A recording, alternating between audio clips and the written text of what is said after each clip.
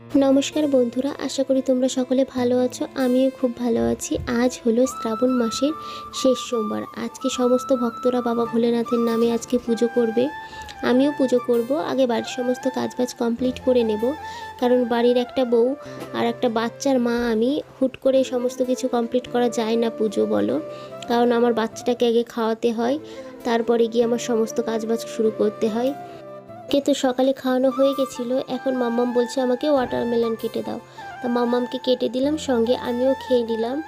আর ঘরটা মুছে তারপর পুজো দিতে চলে গেছিলাম, কারণ আজকে শ্রাবণ মাসের শেষ সোমবার, পুজো না দিলে হয় না। তা চলো, আজকে আমি রান্নাবান্না কমপ্লিট করে সমস্ত কাজবাজ কমপ্লিট করেই কিন্তু পুজো দিতে এসেছি, কারণ পুজো দিতে গেলে ব্যস্ত থাকলে পুজোটা দেওয়া যায় না।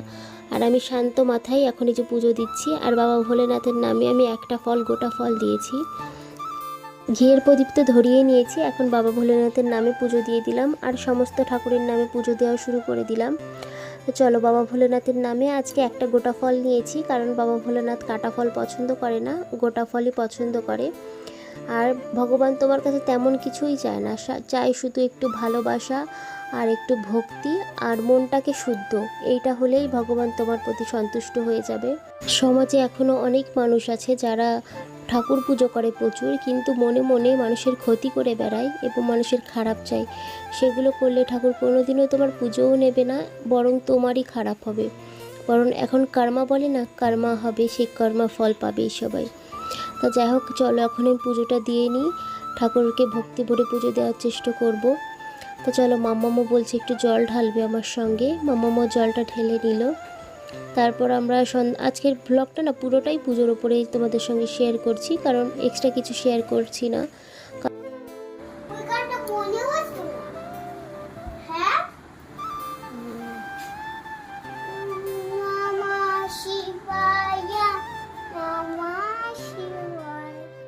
আমার সোনাটার কাণ্ড দেখলে আমার নিজেরই ছোট্টবেলার কথা মনে পড়ে যায়। আমিও এইভাবে পুজো করতাম ছোটবেলায়।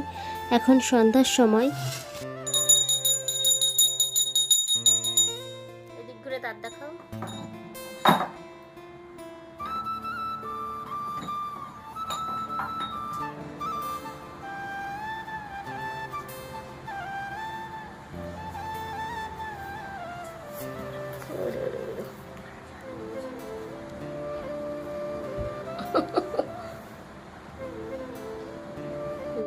সন্ধ্যা পুজো দিয়ে আমার কমপ্লিট হয়ে গেছে। বাবা ভোলেনাথের যে প্রসাদটা ওটাও তুলে নিলাম, আর সমস্ত প্রসাদ আমি আর মাম্মাম ভাগ করে খেয়ে নিলাম। দেখা হচ্ছে তোমাদের সঙ্গে নেক্সট ভিডিওতে। ভিডিওটা কেমন লাগলো জানিও তোমরা।